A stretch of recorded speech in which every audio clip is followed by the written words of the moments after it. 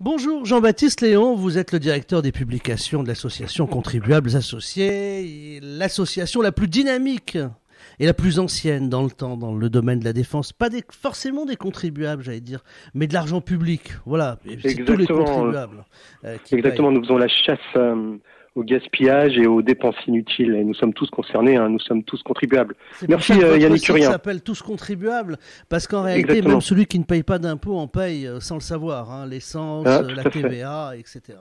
Vous avez chaque année des campagnes de rentrée. Quel est le thème ou quels sont les thèmes sur lesquels vous avez envie d'insister en cette rentrée et nous mobiliser? Écoutez, on a vu la campagne et la rentrée commencer assez tôt, même bien avant la rentrée dite scolaire, parce qu'il y a eu toute une polémique autour de l'allocation de rentrée scolaire, avec notamment notre ministre de l'Éducation nationale qui a mis en avant le fait que cette allocation assez conséquente pour certains parents permettait d'acheter autre chose que des fournitures scolaires.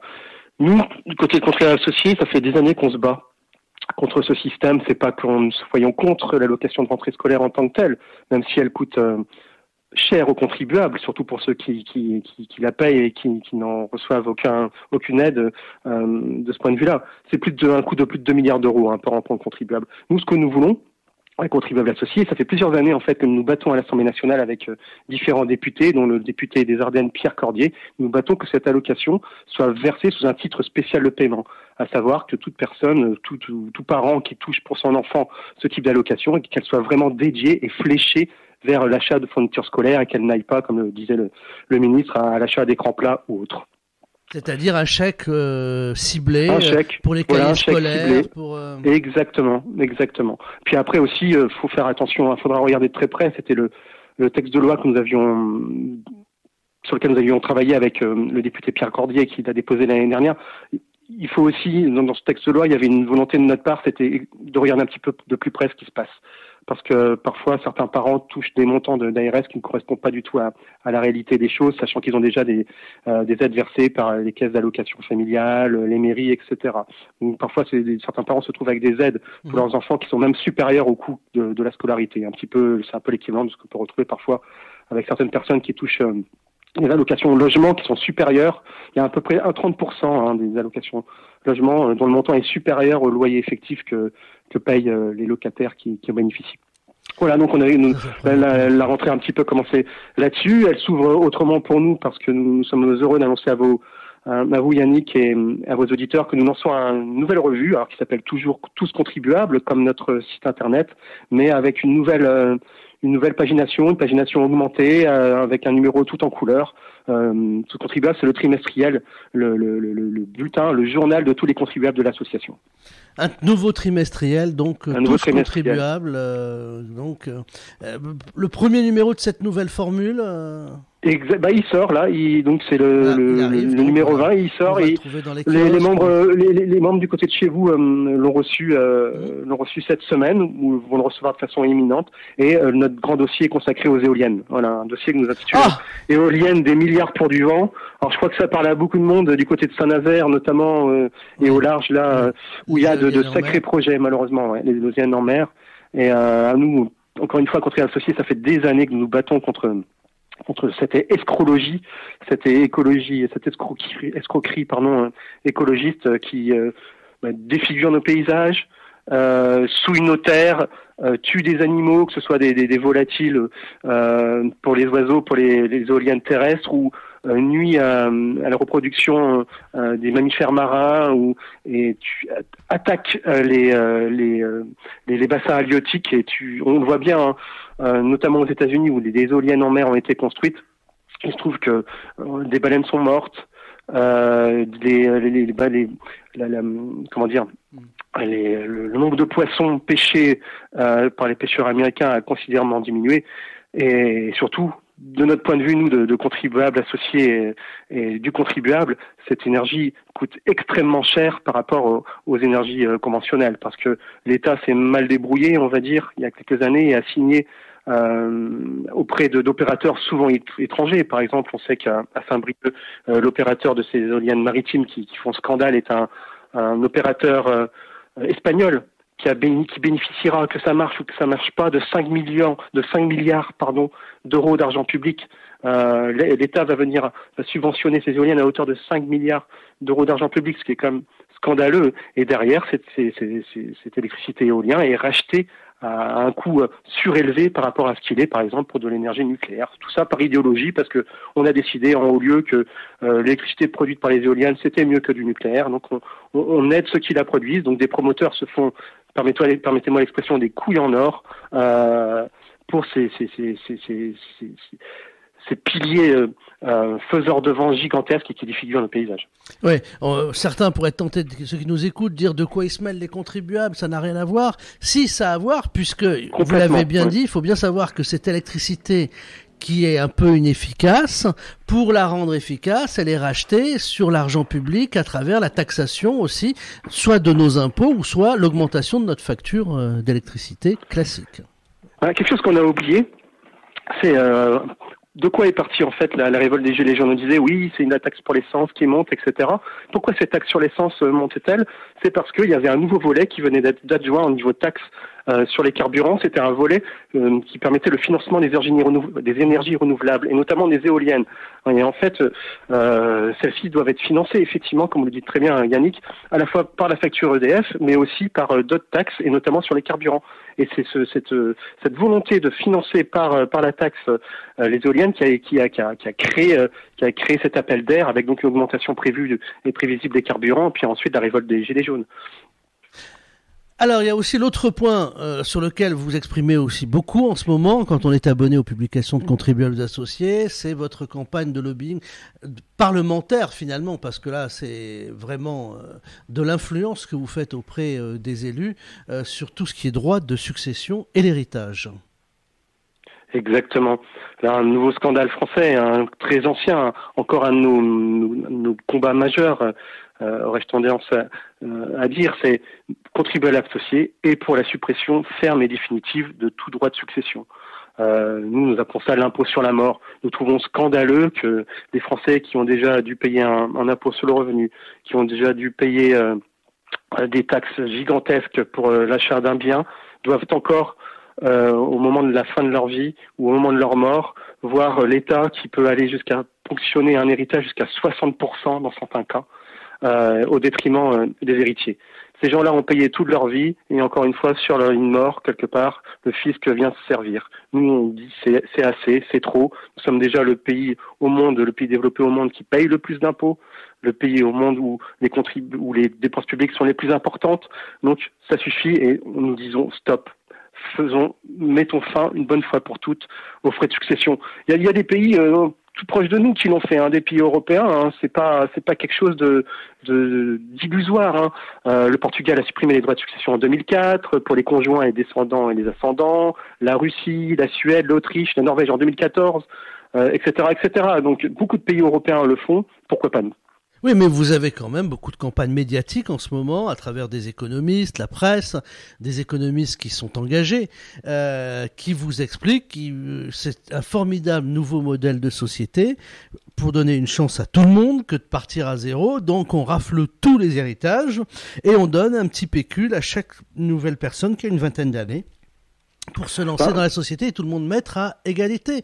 C'est même un sujet sur lequel... on peut le dire, et semble être sensible notre président de la République.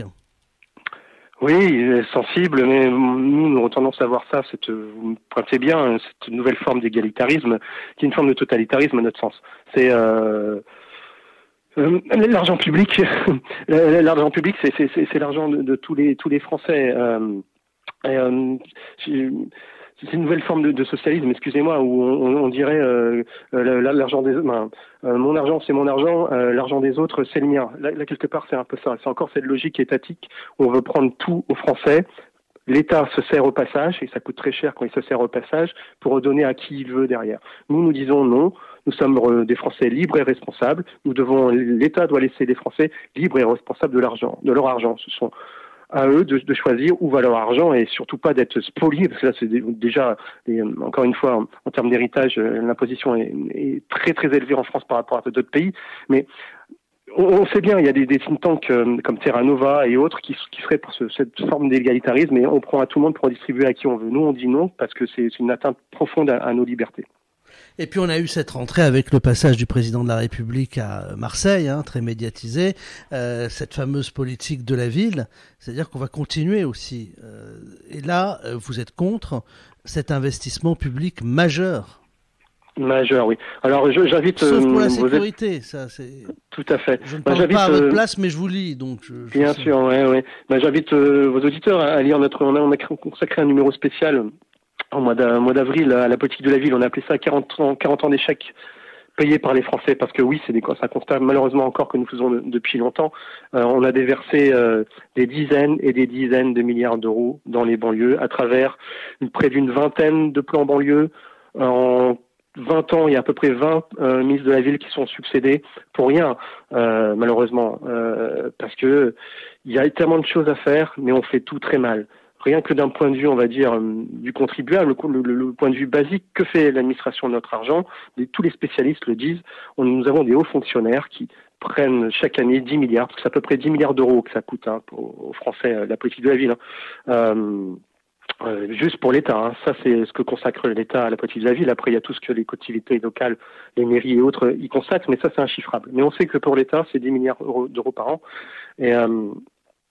Et cet argent, il est déversé sans qu'il y ait jamais véritablement d'évaluation des résultats. Ce qui fait que depuis 40 ans, on mène une politique et il n'empêche que la banlieue va à volo d'un point de vue urbanistique, d'un point de vue criminalité, d'un point de vue migratoire aussi, parce que plus ça va et plus les gens qui s'entassent dans les banlieues sont des gens d'une part qui sont étrangers à notre civilisation ou à notre sphère culturelle.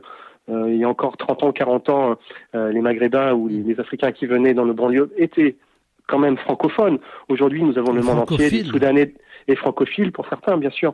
Et aujourd'hui, nous avons des Afghans, des Somaliens, des gens qui... des Bengalis qui n'ont strictement rien à voir avec le projet culturel français ou notre civilisation. Ce ne sont même pas des pays qui ont été colonisés par la France, qui se déversent chez nous. Et ça explose. Et le problème, c'est que d'année en année, 200 000 arrivées par 200 000 arrivées de migrants qui s'entassent les uns sur les autres, les plus pauvres, les plus riches qui partant et les plus pauvres arrivant d'année en année et toujours plus pauvres.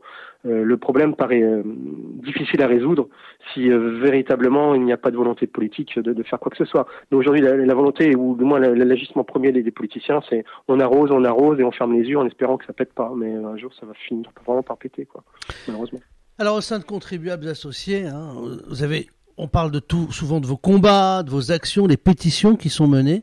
Tout ça amène parfois à des victoires, des propositions de loi qui sont déposées, mais plus que de simples propositions de loi déposées, une influence forte dans la politique économique du gouvernement. Avez-vous le sentiment que cette majorité vous écoute plus que la précédente sur ces questions-là, qu'elle est plus sensible à ces questions que celle de François Hollande versus celle de Nicolas Sarkozy, par exemple? Nous avons eu le sentiment... écoutez, nous sommes à la veille d'une présidentielle en 2022 et les politiques nous suivent de très près. Nous savons, comme vous le dites, nous avons nos relais. Sous Hollande, c'était assez difficile, on doit le dire, de travailler avec les socialistes. Depuis 4-5 ans, la République en marche nous snob, mais en faisant très attention, en n'oubliant pas de suivre de très près ce que fait Contribuables Associés. On reçoit de temps en temps quelques échos. Mais en 2007, à la veille de l'élection 2012, nous avions eu la chance d'être reçus à l'Élysée par le conseiller économique de Nicolas Sarkozy et de faire de communiquer à Nicolas Sarkozy ce que nous appelons le programme d'action, c'est-à-dire en gros le programme pour la France de Contribuables Associés qui a été voté qui est voté chaque année par nos membres, et nous espérons en faire de même cette année auprès d'Emmanuel Macron, parce que cette année présidentielle, comme chaque année présidentielle, nous allons constituer un programme, comme je le disais, le programme de Contribuables Associés que nous allons remettre et soumettre à l'ensemble des candidats à la présidentielle. Avec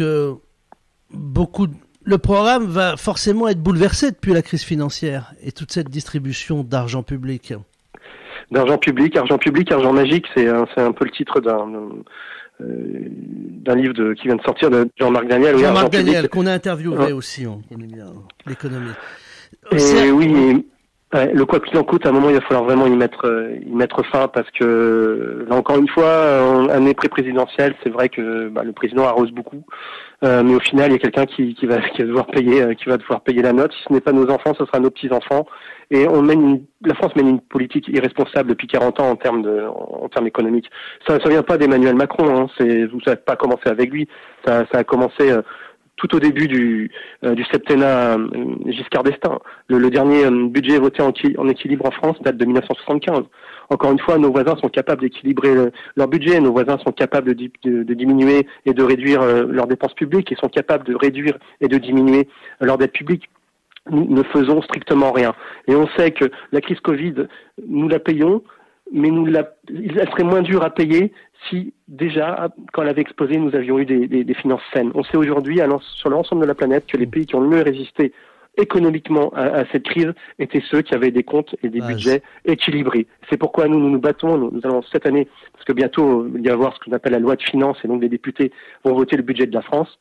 Nous montons et nous mettons au pinacle, tout en haut, une loi sur laquelle nous nous battons avec Marie-Christine Dalloz. Marie-Christine Dalloz qui est députée du Doubs. Du Doubs.